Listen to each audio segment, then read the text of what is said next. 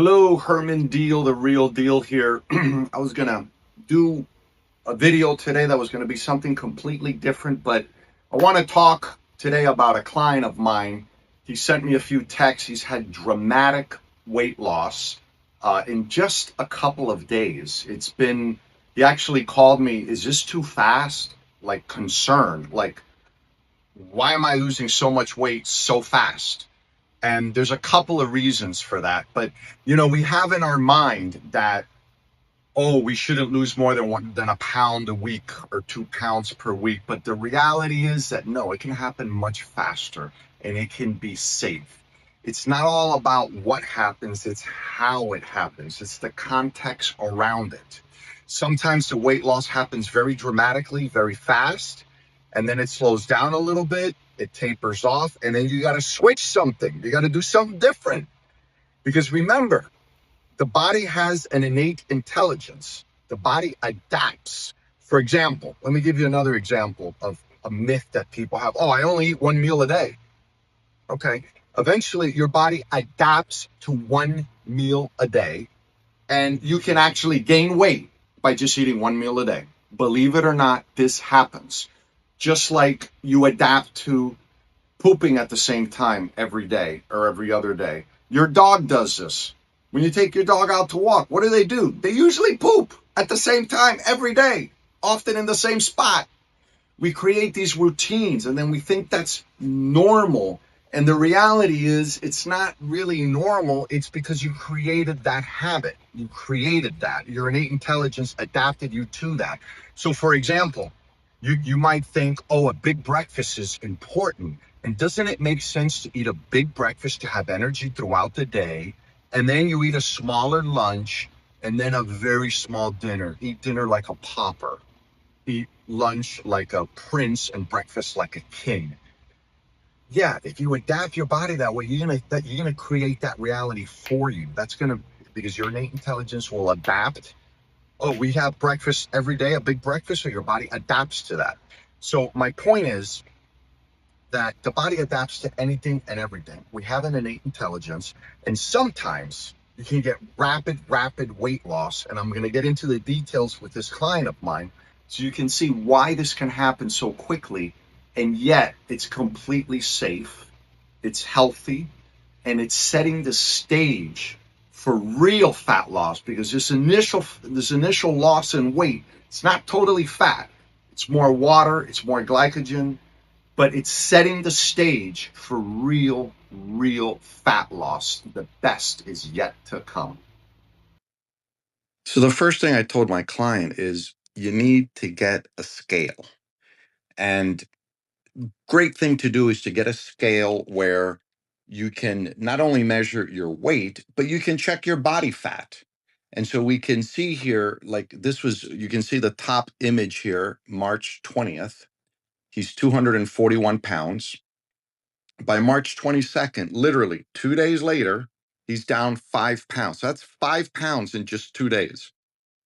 You can also see the body fat composition 32.2, and then down at the bottom 31.1. Of course, he's very happy that he got this, and it's critical. We have to keep track. And I know that some people have complain about looking at the weight the whole time. The weight is not the most important thing. It's not, but it's a way of tracking. It's a way of keeping score. It's a way of celebrating the wins. We want to celebrate the wins. We want to see progress. And here now we see from Thursday through Sunday. I mean, on top there it says March 16th to the 22nd, but it was really March 19th because Thursday was this March 19th. So from Thursday through Sunday, he lost a total of 8 pounds. That's 2 pounds per day. A lot of people would argue, oh, that's unsafe. Oh, that's not sustainable. Oh.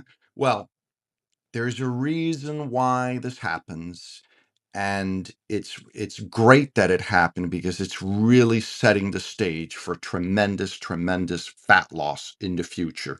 The future looks bright for this man.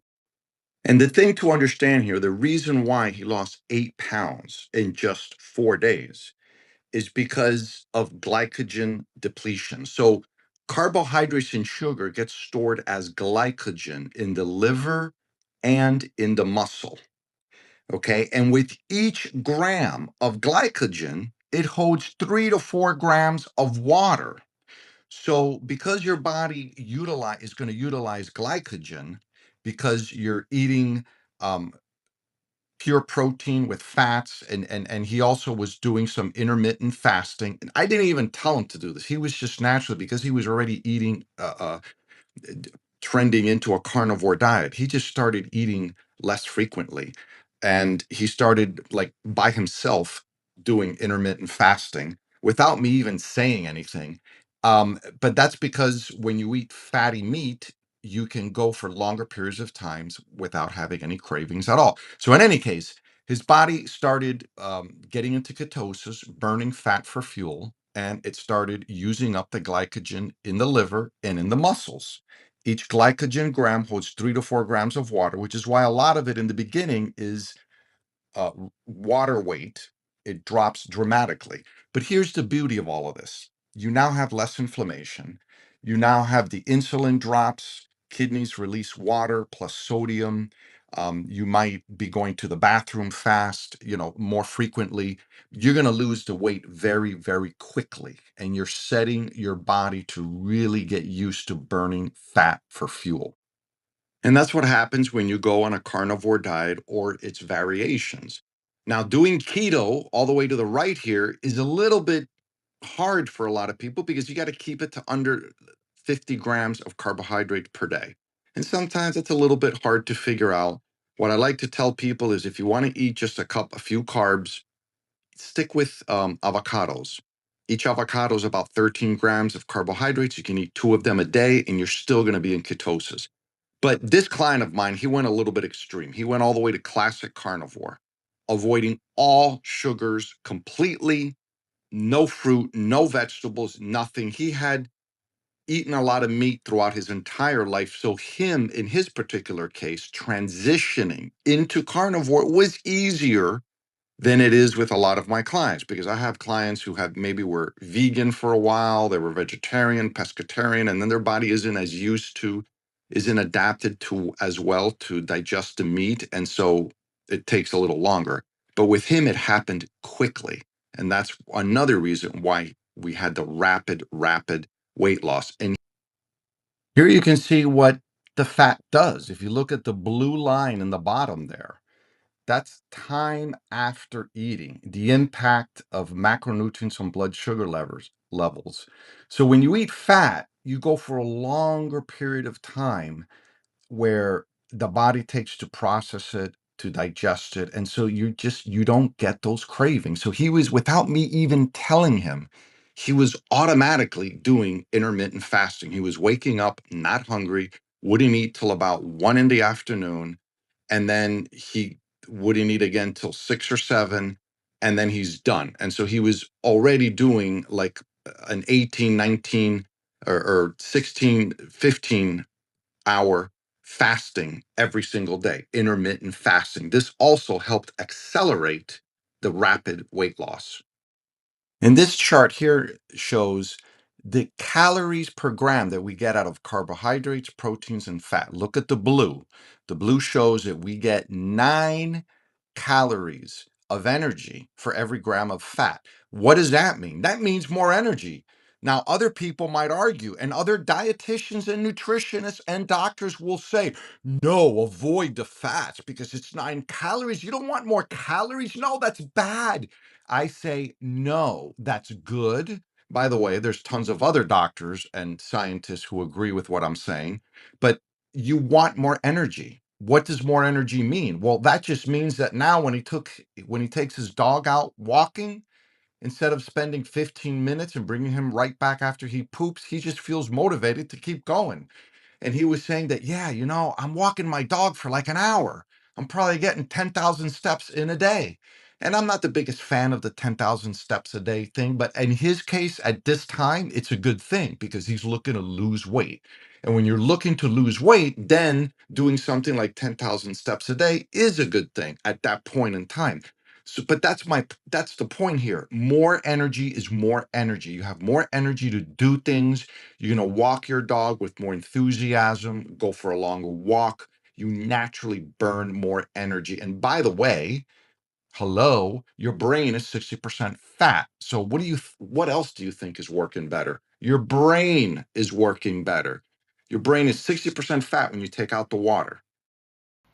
So I hope this made sense to you. That initial 8 pounds in 4 days weight loss, I don't expect that to continue, because then he would end up evaporating into thin air. That's not going to continue, but that's okay.